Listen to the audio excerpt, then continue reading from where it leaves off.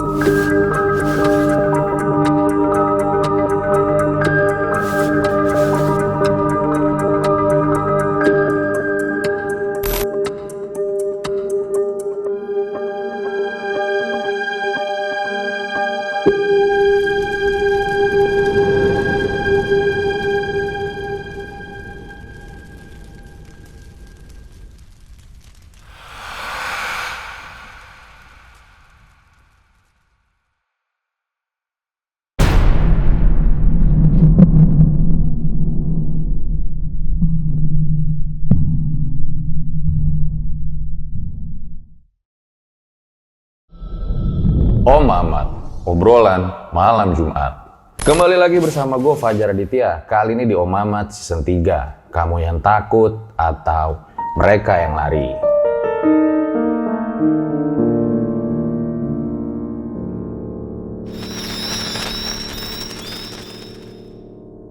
Jadi malam ini ada seorang narasumber yang bekerja sebagai perias jenazah.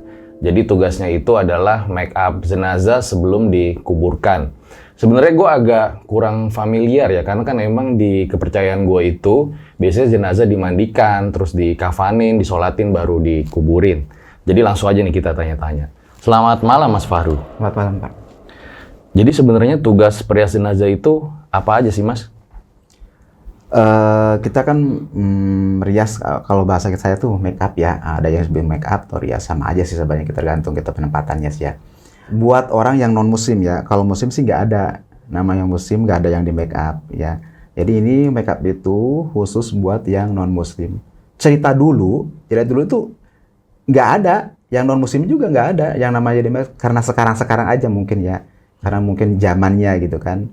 Jadi kita make up tuh yang non muslim gitu kan. Nah itu sekarang ada gitu, sekarang kalau dulu nggak ada gitu. Jadi cara prosesnya itu formalin dulu, mandiin, pakein baju, baru kita make up gitu. Udah berapa lama bekerja sebagai perias jenazah? Kurang lebih 15 tahun kurang lebih. 15 tahun? 15 tahun. Dan itu biasanya make upnya di mana Mas? Kalau saya terus terang bekerja di satu perusahaan rumah duka, dua rumah duka, jadi tidak door to door, jadi tetap di satu. Biasanya sendiri tuh kalau lagi make up jenazah? Kebanyakan kalau malam saya sendiri, kalau siang Ada keluarga yang nemenin karena ada banyak request kan. Sering juga make up jenazah malam-malam sendirian? Kebanyakannya sering.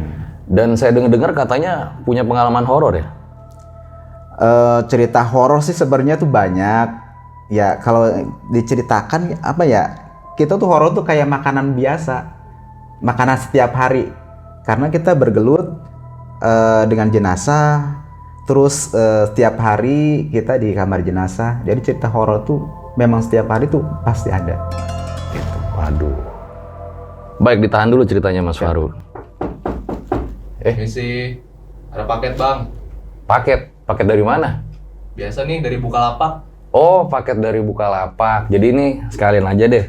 Gue lagi pengen bobol-bobol nih, tapi bukan bobol ATM. Jadi gue pengen bobol Bukalapak.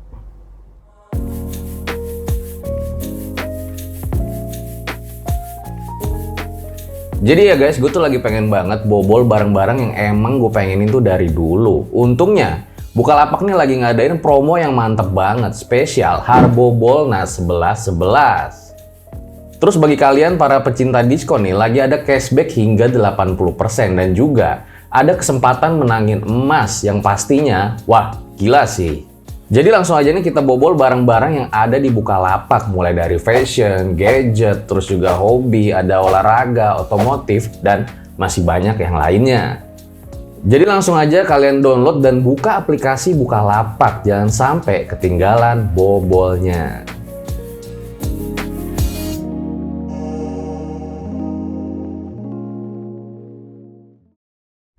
Jadi langsung aja berikut adalah ceritanya.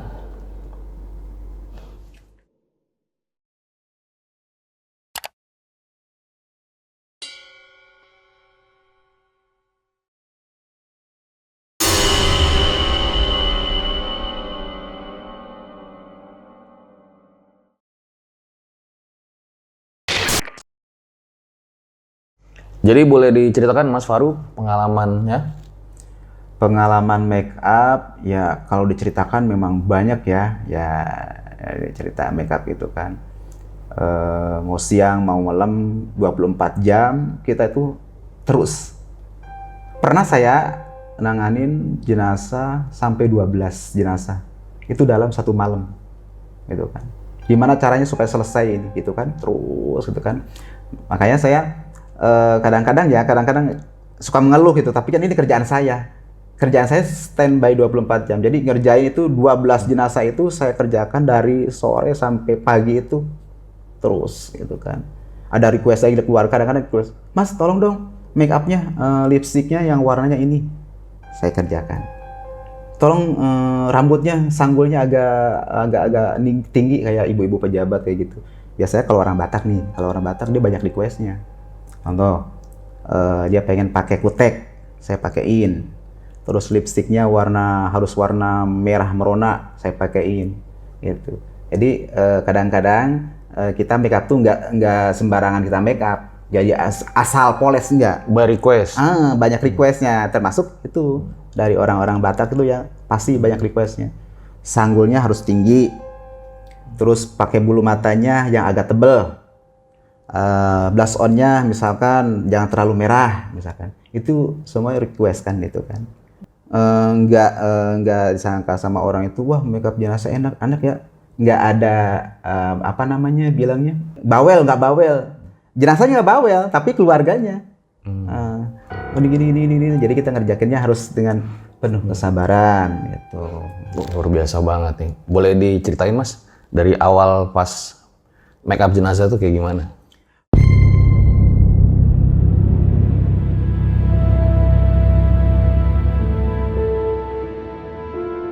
Sebenarnya saya nggak ada dari benak saya tuh pengen jadi perias jenazah, nggak ada.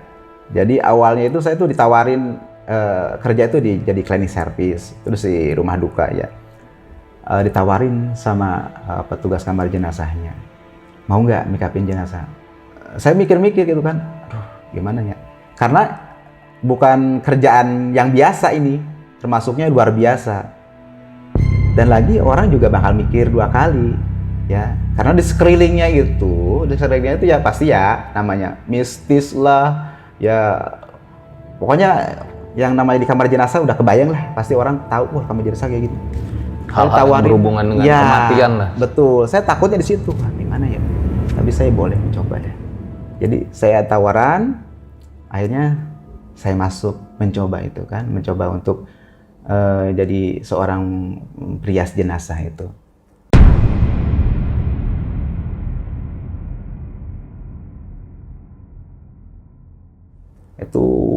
Itu awal pertama saya masuk itu, saya sampai 3 hari itu nggak bisa makan. Ya, 3 hari nggak makan. Jadi kalau bukannya apa ya, kalau kita makan tuh enak, karena nanganin jenazah itu nggak semuanya mulus. Dari muka kadang-kadang keluar cairan.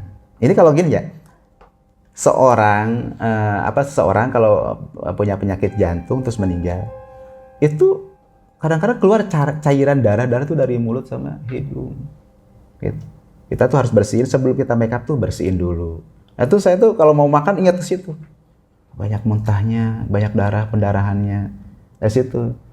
Lama kelamaan 3 bulan lah saya udah bisa normal, bisa makan seperti biasa lah gitu. Bisa makan seperti biasanya gitu. Itu prosesnya yang itu kan prosesnya, jadi saya ditawarin jadi perias jenazah itu di situ.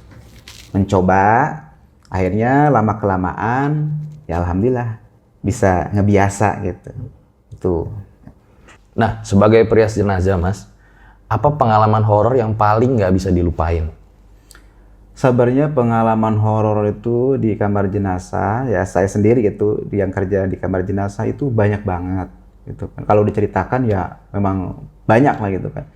Karena itu udah makanan sehari-hari kita gitu kan. Yang termasuk yang udah ngebiasa itu suara-suara yang tanpa wujud. Pernah ini saya pas ada jenazah bayi, kalau nggak salah itu bayi. Bayi umur 5 tahun itu kan meninggal. Itu siangnya itu ya, kalau nggak salah siangnya itu ada jenazah bayi. Ya kita biasa ya, kita proses dulu, mandiin, formalin kayak gitu kan.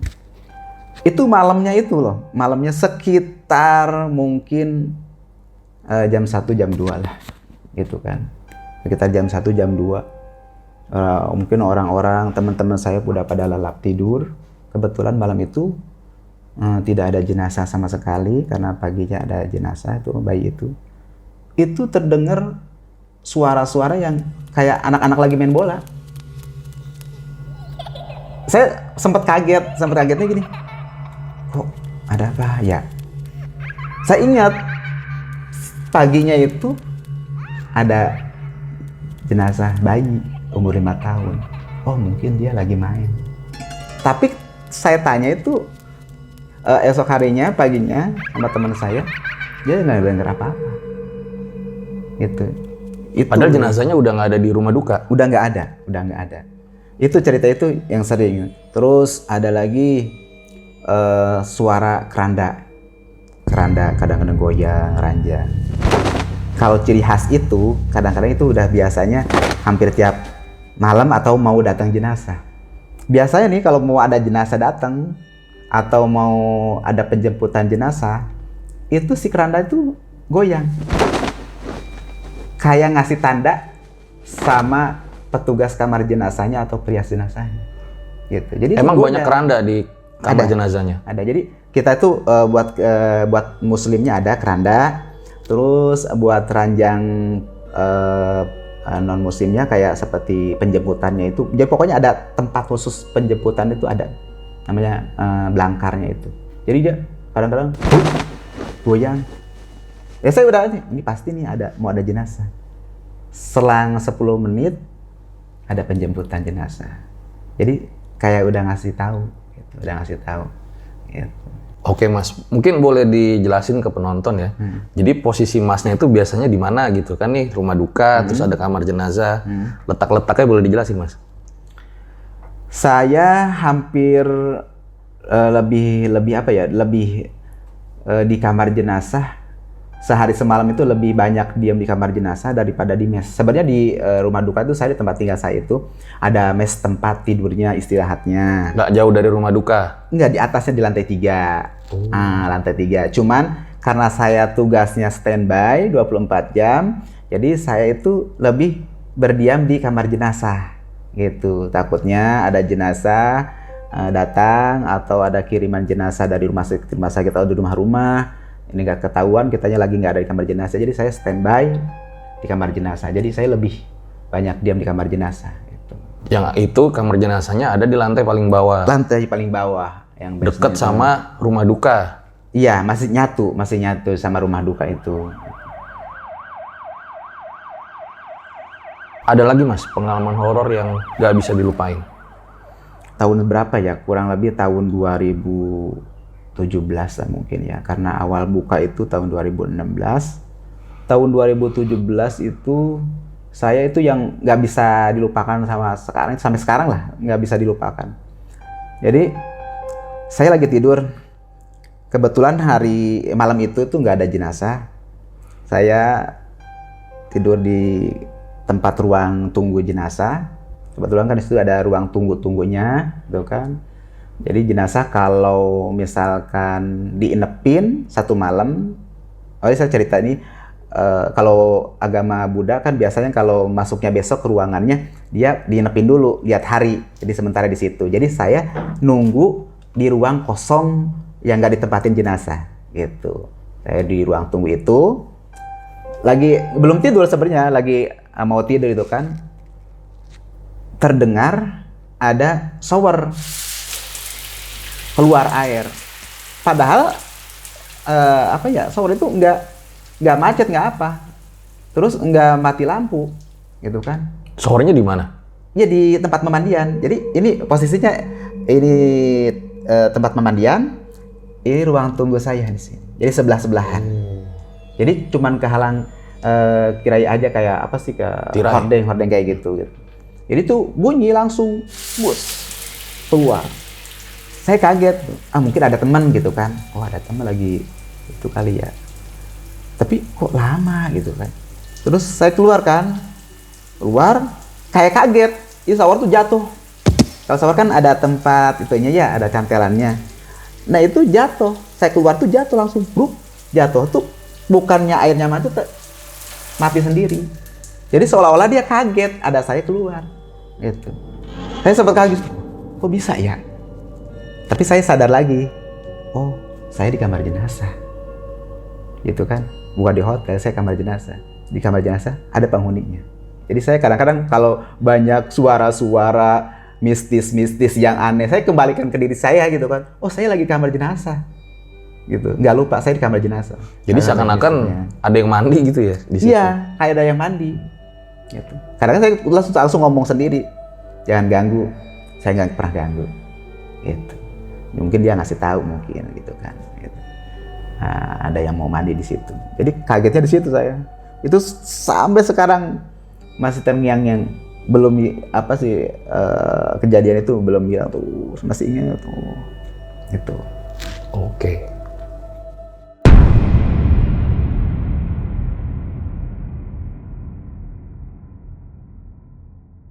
Buat kalian yang punya pengalaman horor nyata, bisa kirim cerita kalian ke email rj5 atau DM Instagram rj5.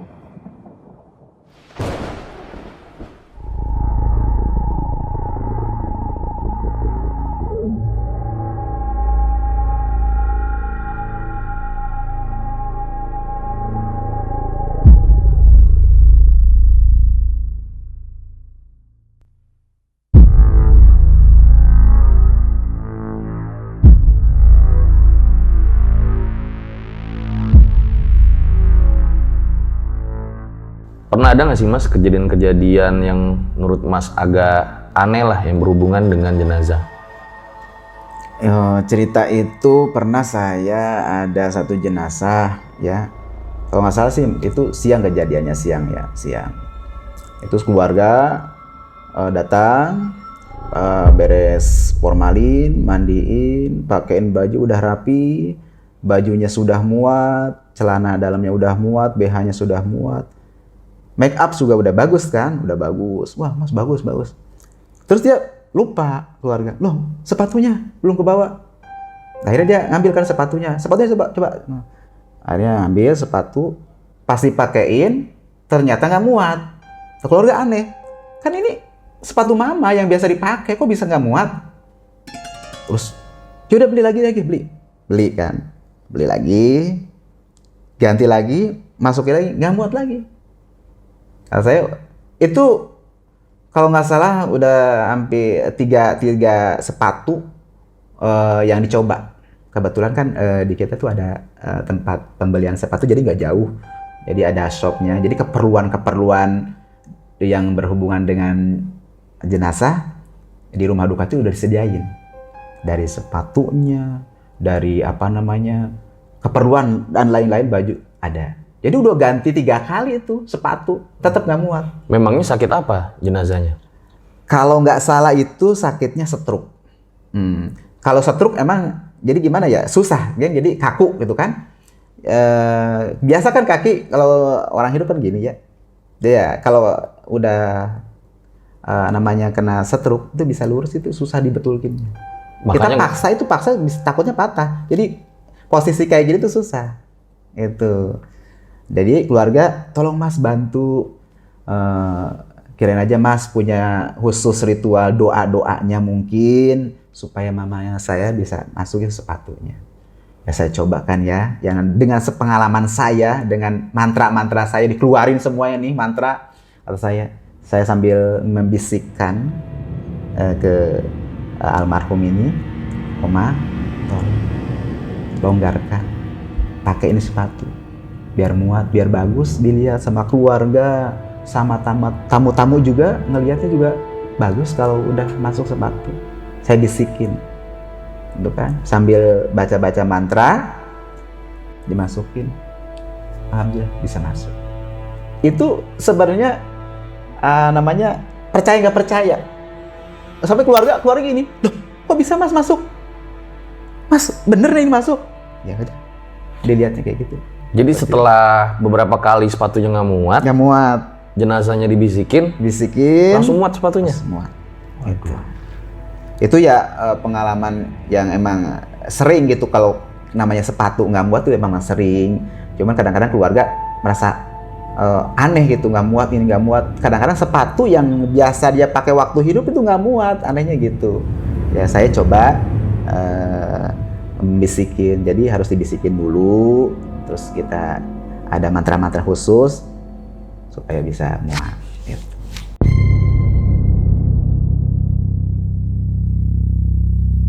Nah, saya dengar-dengar juga nih dari tim kreatif ya, katanya sempet dimimpiin ya sama jenazah yang di make up. Kalau dimimpiin sebenarnya banyak ya, di antaranya yang saya garis bawah itu, yang isinya dia kayak ngasih ucapan terima kasih. Waktu itu kalau nggak salah ini jenazahnya, karena kan saya tuh make upin jenazah itu bukan 1, 2, atau 3, hampir ribuan loh.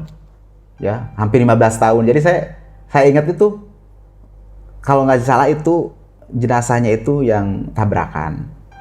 Jadi yang mukanya itu memang sudah agak sedikit berkelupas, hancur gitu kan. Sampai keluarga lihat pas saya make up itu kaget. Loh, kok bisa hilang ya lukanya? Itu. Kalau nggak salah itu jenazahnya cowok, masih muda. Itu apain Mas? Ya saya make up, saya dempul biar lecetnya itu hilang. Ya. Pokoknya yang bekas jahitan-jahitan kalau tabrakan kan biasanya kita berhubungan sama kepolisian, mungkin otopsi dulu gitu kan. Jadi kita tuh udah nerima bersih, tapi tetap yang nama jahitan-jahitan tuh masih ada gitu. Itu hilang di make up sama saya itu hilang gitu kan. Sampai keluarga kaget gitu kan. Nah, malamnya itu kejadian kalau nggak salah siang ya. Malamnya itu saya didatangin gitu kan. Didatanginnya sekitar jam 2 lah, mungkin jam 2 itu saya mau tidur. Jam 2 itu mau tidur. Di dalam mimpi itu dia kayak ngucapin terima kasih sudah memperbaiki muka saya yang bagus. Itu. Jadi tadinya hancur kan, jadi bagus gitu kan. Itu sosok yang sama jenazahnya? Iya, sosok yang sama itu.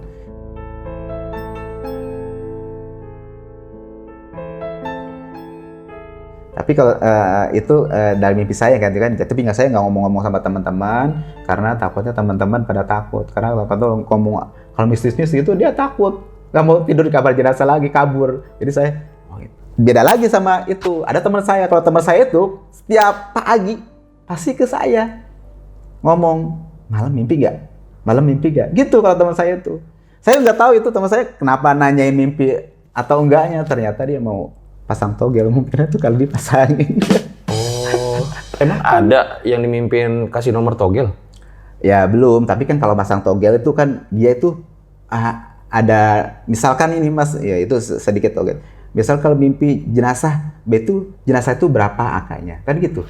Oh, jadi Dinamain dimimpin jenazahnya. Ya, kan kalau ada monyet nomornya. berapa gitu kan. Itu ada nomor-nomornya urutannya. Oh, kacau juga temennya. Itu udah ada itu. Jadi setiap pagi itu dia nanyainnya gitu.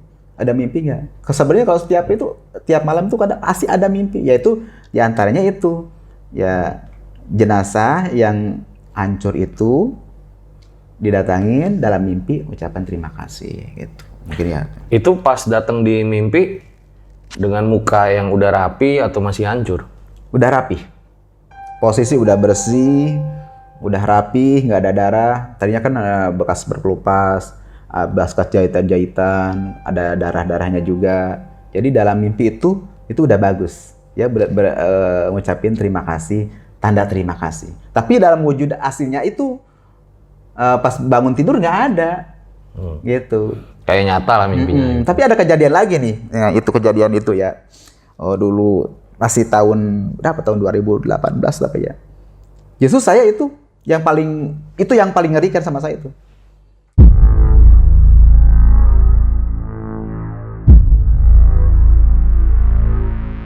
Wujudnya itu kayak bayangan. Saya baru 15 tahun baru lihat bayangan hitam ini. Mungkin ini termasuk wujud atau bukan gitu kan ya. Wujud atau bukan, tapi dia itu bayangan kayak hitam gitu kan. Jadi saya posisi saya tidur di room, kalau saya room 2 tuh ya. Room 2. Room 2 tuh apa? Nah, jadi kan di kamar jenazah itu kan ada room 1, room 2, room 3, room 4. Jadi tempat jenazah transit. Jadi biasa kan kalau jenazah yang Buddha, biasanya kan dia lihat hari. Nah, jenazahnya datangnya sekarang nih, misalkan hari jam 12 siang. Tapi bagus hitungannya, pirsuinya mungkin gitu kan. Besok pagi. Ya, jenazahnya sesudah di make up, dimandiin, formalin, masukin dulu serum itu. Oh, transit tadi. Nah, masuk ke petinya, ke ruangannya, ke gedungnya besok. Itu pagi, bagusnya jam 7 misalkan ya, jam 7. Gitu. Nah, saya tidur di situ. Tapi lagi nggak ada jenazah? Nggak ada jenazah, kosong. Ya sekitar ya jam 2, jam 3 lah mungkin itu kan. Karena kalau di rumah duka itu terus terang rame terus. Sepi-sepinya itu sekitar jam 12 lah. Karena tamu-tamu udah pada pulang. 12 malam? Jam 12 malam tuh baru tamu-tamu keluarga pada pulang. Gitu.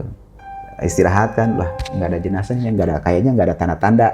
Karena pembaringan sudah nggak bunyi. Biasa kan ada bunyi atau ada tanda-tanda keranda-keranda kayak gitu. Wah, kayaknya sekarang nggak ada bunyi-bunyi gitu. Saya tidur kan tuh kan, tidur aja. Begitu mau tidur, datanglah kayak bayangan hitam gitu. Dibilang kayak genderuwo, nggak kelihatan mukanya. Jadi saya posisi lagi tiduran berbaring ke atas gitu kan. Ketiban saya, gitu. Saya langsung nggak bisa ngomong gitu kan, mau berjerit gimana gitu kan. Tapi saya minta ya Allah, saya jangan ganggu ya Allah, tolong saya gitu. Itu langsung dalam 5 menit, kalau nggak salah itu 5 menit, di benak saya langsung bergeser. Tapi kelihatan, bayangannya kelihatan. Tapi wujudnya itu bukan wujud kayak genderuwo atau kayak orang.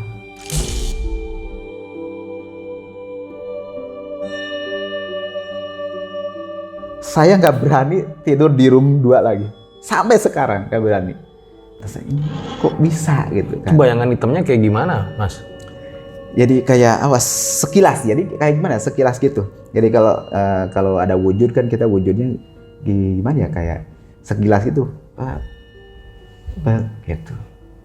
Tiba-tiba nindihin gitu ya. Nindihin saya dengan beban kayak lebih dari 1 kintal lah mungkin saking beratnya itu. Ngeri juga ya ditindihin di kamar jenazah ya. Saya sampai pagi itu nggak bisa tidur, ngebayangin si bayangan hitam itu. Cerita ke teman tuh. Cerita itu karena saya biar pada tahu, jangan macam-macam kalau di kamar jenazah kayak gitu. Gitu. Apa sih dibilangnya kalau di jenazah itu, kalau menurut saya cerita di kamar jenazah itu kayak dibilang bohong, nggak bohong, emang fakta. Orang ngomong kamar jenazah tuh gitu kan, emang bener. Saya dulu kalau makan di kamar jenazah, kalau tempat kita kan steril ya, begitu ada jenazah, mandiin, make up, washing, bersih. Jadi kita tuh makan kadang-kadang saya di kamar jenazah, saya pribadi ya di kamar jenazah. Itu kalau nggak nawarin, kita keselak, Mas. Kita keselak. Nawarin Nggak nawarin, jenazahnya? iya nggak nawarin sekelilingnya. Ya mungkin saya kan belum masih pakai hijab, masih belum lihat hal gaib ya. Mungkin kalau ke Joko Bodo udah bisa lihat kali ya. Mas bisa lihat kan? Bisa nggak? Enggak saya. Oh, enggak. Mungkin kalau Ki Joko Bodo bisa melihat di kamar jenazah, wah ini, itu. Saya nggak bisa melihat aja, bisa keselak, nggak nawarin. Pokoknya kalau makan, kalau nawarin nggak keselak. Kalau nggak nawarin, pasti keselak. Saya ulang, maaf, saya nggak nawarin, baru nawarin.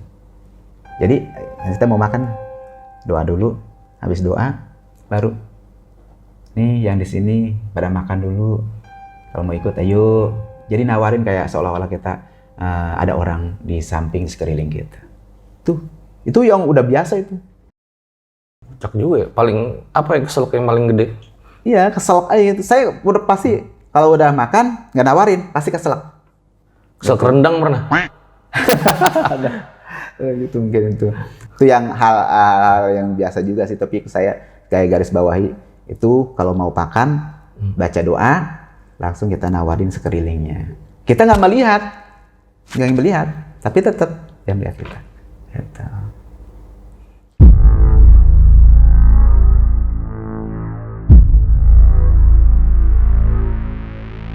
Ada lagi nggak Mas, pengalaman yang paling nggak bisa dilupakan? Ini kan udah 15 tahun sebagai pria jenazah. Oke. Di antaranya itu yang nggak pernah terlupakan, jenazah yang sudah membengkak. Jadi keluarga, saya juga belum pahamnya gini, ada jenazah, udah siap-siap ya. Saya tuh kalau setiap ada jenazah pasti dikasih tahu sama orang pihak marketingnya. Itu kan udah siap-siap ya, ntar mau ada jenazah. Pas datang jenazahnya gede banget, kerbau segitu kecil, agak besaran dari kerbau. Kita tuh ranjang ukuran 1 meter mungkin ya, atau gitu. Itu dibikin 2, digentet. Gede banget. Saking gedenya. Cowok, cewek? Cowok. Ternyata itu jenazah udah 3 hari mungkin, kata dokter forensik, katanya ini udah prediksinya udah 3 hari. Membengkak. Sampai si cairan-cairan, ini kulit udah berkelupas. Justru itu sama dokter forensik, tolong kelupasin kulit-kulitnya supaya nggak bau. Saya kelotokin tuh kulit-kulitnya. Terus dari mata juga udah keluar. Belatung-belatung kecil udah mulai keluar. Jadi banyak cairan, gede banget. Nah keluarga gini, Mas Faru tolong dong, supaya bisa di make up.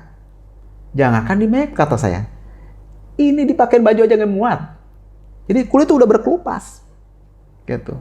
Jadi baunya tuh udah mana-mana, gitu. Itu cerita yang paling nggak bisa dilupakan. Itu ruangan kurang lebih 1 minggu nggak hilang baunya. Saya udah washing, udah apa semua. Itu pengalaman itu sama dokter forensik ngerjainnya kayak gitu. Katanya kenapa tuh Mas? Jadi sakit jantung, Dia meninggalnya mendadak di rumah tuh sendiri. Jadi dia keadaan di kamar mandi, jantung. Jadi nggak ada di rumah itu, nggak ada lagi, cuma dia sendiri gitu. Jadi nggak ketahuan meninggal. Tahu-tahu tetangganya pada ngomong, ini bau apa katanya, bau apa. Akhirnya lapor ke pihak RT RW. Akhirnya didobrak rumah, ternyata ada jenazah itu. Itu katanya prediksinya 2-3 hari karena udah membengkak itu, kurang bengkaknya. Jadi pada saat itu nggak di make up dong ya? Nggak, karena itu posisinya matanya udah keluar. Terus kulitnya udah berkelupas. Jadi cairan-cairan tuh banyak dari tubuh. Bahkan udah kayak meledak kayak gitu. Bahkan ada nih, belatungnya? Iya, ini maksudnya gini ya. Bang, ada tikus meninggal, mati. 1 hari, 2 hari pasti membengkak. Seperti itu. Terus keluar belatung-belatung. Seperti itu. Jadi kurang lebih ya mesti bisa 2 kintal atau 1 kintal itu ya gedenya, gede banget.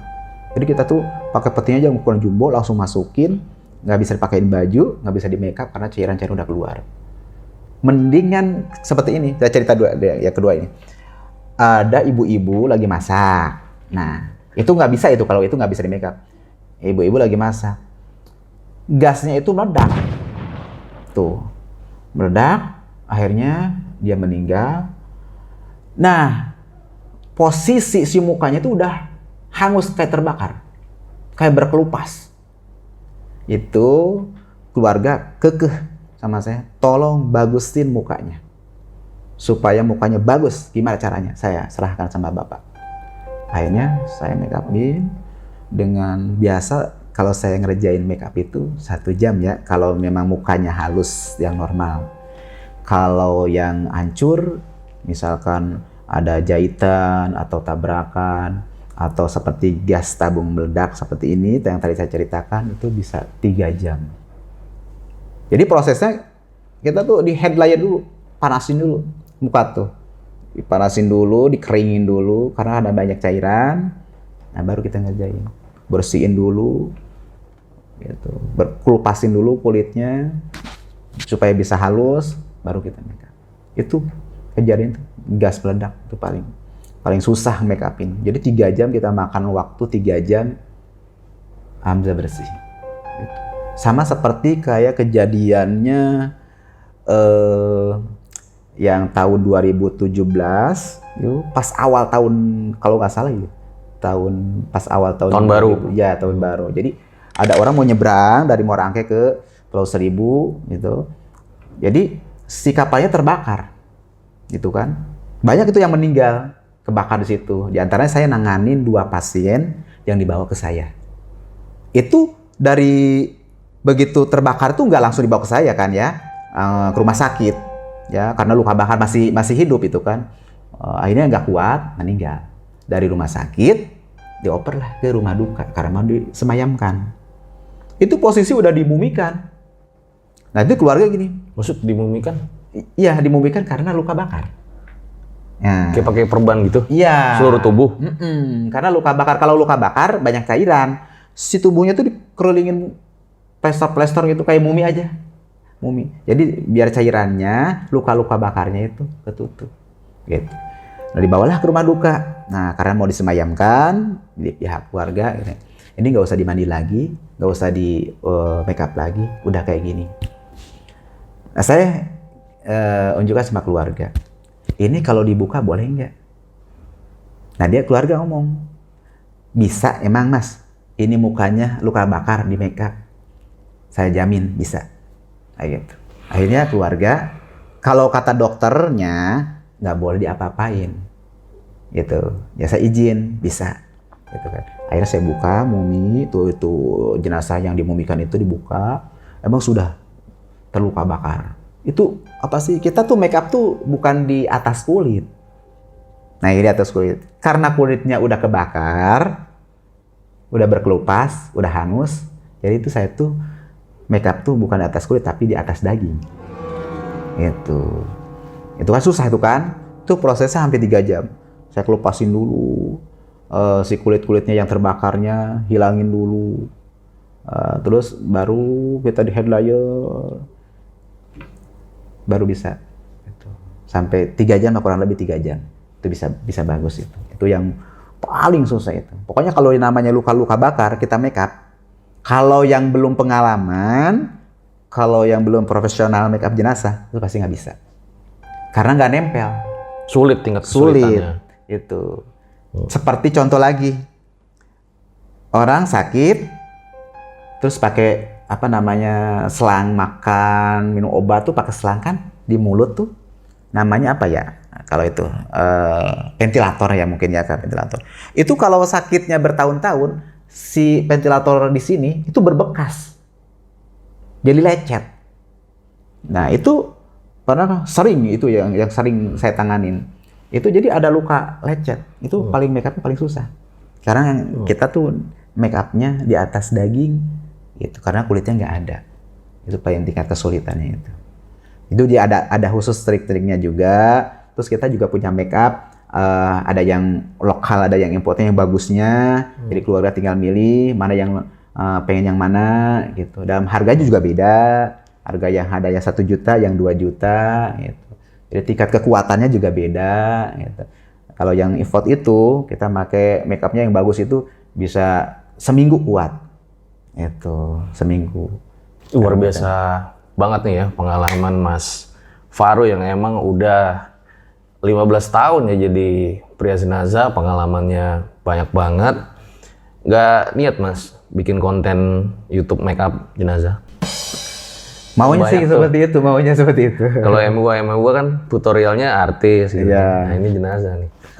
Saya sih pengen seperti itu, pengennya kita sambil make up itu terus kayak ada sih teman saya ya seprofesi juga. Tapi kan nggak boleh juga kadang kan muka jenazahnya betul, kan. Betul itu yang ya jadi nantilah larangannya. bakal banyak pertanyaan di closing. Oke.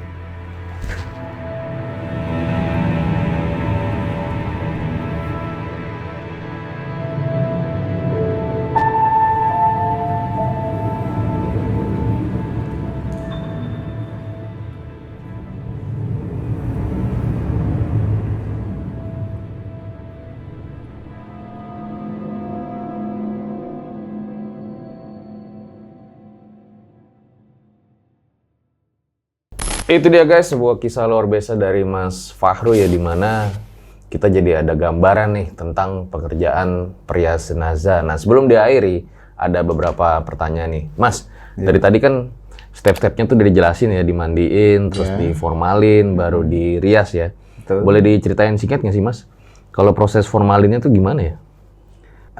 Pertama ya, jenazah itu datang, dijemput kita. Kadang-kadang ada yang kita jemput, ada yang diantar jenazah tuh dari rumah sakit maupun dari rumah. Udah datang nih jenazah nih, kita proses pertama itu ya, ditanyain surat kematiannya dulu. Apakah ini meninggalnya sakitnya sakit apa, menular atau enggaknya. Jadi surat kematian itu ada. Jadi pembunuhan kan kelihatan misalkan ini menular atau enggaknya, ada bulatannya. Oh, udah ada surat kematian.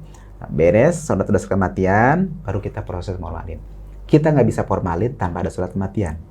Tuh. Nah, udah ada surat kematian, baru kita proses formalin. Sesudah formalin, baru kita mandiin, pakaiin baju, baru kita make up. Selesai make up, baru masuk ke ruangan ke petinya. Itu yang nggak pakai hitungan hari. Kalau misalkan dia lihat hari, lihat jam, waktu yang bagus, jamnya bagus, berarti kita tunggu di ruang tunggu yang tadi room 1, room 2 itu. Itu prosesnya mungkin yang sekilas. Tapi masih penasaran sih, proses formalinnya tuh gimana ya? Kalau formalin terus terang saya cuma bisa nemenin dokter formalinnya, untuk mendetilnya saya kurang paham. Jadi proses formalin kita itu Berapa lama? Kurang lebih 1 jam.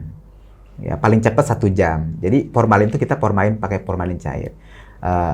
Tergantung kita formalin jenazah itu ditanya dulu sama keluarga kan, mau berapa hari disemayamkannya. Jadi masukin formalin itu sesuai dengan disemayamkannya. Kalau lama berarti formalinnya juga banyak. Disemayamkan maksudnya? Disemayamkan di rumah dukanya. Oke. Sampai berapa hari disemayamkannya gitu. Jadi hanya untuk di rumah dukanya ya? Betul gitu. Habis itu kan habis semayamkan baru dikubur. Jadi kan harus ngisi kadar formalinnya berapa liter, tergantung lama nggak lamanya di rumah duka. Oke, terus sebagai pria jenazah udah 15 tahun nih, suka dukanya apa ya Mas? Apa ya, suka dukanya ya banyak sekali sih sebenarnya. Dukanya itu kalau jenazahnya itu ya tadi yang saya udah ceritakan itu ya. Yang paling nggak bisa itu jenazahnya udah busuk. Duka itu, busuk. Begitu kalau jenazahnya yang tabrakan kayak gitu, saya nggak ngeri itu, nggak ngeri. Walaupun bercucuran darah itu, wah kemana-mana, masih segar gitu. Tapi kalau yang udah busuk, udah 3 hari, saya nggak kuat itu, nggak kuat. Karena benar-benar baunya tuh benar-benar bau banget. Kalau yang tabrakan itu kan cuma hancur aja, tapi nggak bau dia, darahnya juga masih segar gitu. Itu paling bukan itu kesan dukanya itu. Terus nggak pernah kepikiran gitu loh, coba profesi lain aja lah. Kenapa kok akhirnya menggeluti ini selama 15 tahun gitu? Sebenarnya dulu tuh saya basicnya itu di makeup orang hidup sebenarnya, bukan orang meninggal ya. Pertama ya saya cerita tuh emang basic dari keluarga saya. Ibu saya tuh perias makeup orang hidup, pengantin gitu kan. Saya tuh ada basic, kakak saya, adik saya udah ada basic. Malah sekarang itu saya ajak tuh adik, kakak, paman saya tuh ikut makeup jenazah. Jadi nggak ada bayangan atau nggak ada cita-cita saya mau jadi seorang perias jenazah, nggak ada. Itu teman-teman udah pada bilang, kenapa ngambil jurusannya yang serem kata gitu. Ya saya rezekinya mungkin di sini. Itu mungkin di sini. Tapi saya bilang sama mereka, kalau make up artis tuh kan banyak saingannya. Terus wedding banyak, yang ada saingannya make up jenazah. Itu, cuman itu. Orang pasti bisa make up. Kalau make up artis, tapi suruh make up jenazah, pasti dia nggak bakal mau. Harus kuat mentalnya, itu kan. Nggak cukup bisa make up aja. Mentalnya itu, fisik, mental harus kuat. Itu. Di antaranya itu, banyak-banyak mistis itu yang nggak kelihatan sama orang-orang sembarang. Tapi pernah juga berarti ya, tadi dibilang makeup artis ya. Orang hidup berarti sering juga ya? Karena kan basic saya kan di orang hidup, make up-nya. Wan, di make up mau Wan? Hah? Nanti tampilin nih Wan, jurnalis horor nih.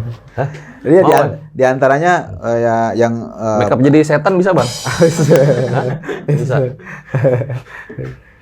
Oke deh, gue rasa cukup demikian ya episode Mamat pada kali ini. Makasih sekali lagi buat Mas Faru yang telah menyempatkan waktunya untuk bercerita di RJ5. Sama-sama. Ambil baiknya, buang buruknya. Dengan adanya cerita-cerita seperti ini, jangan malah menjadikan kalian takut. Tetapi kalian harus semakin yakin dan percaya dengan kebesarannya. Gue Fajar Aditya, RJ5 undur diri. Ciao.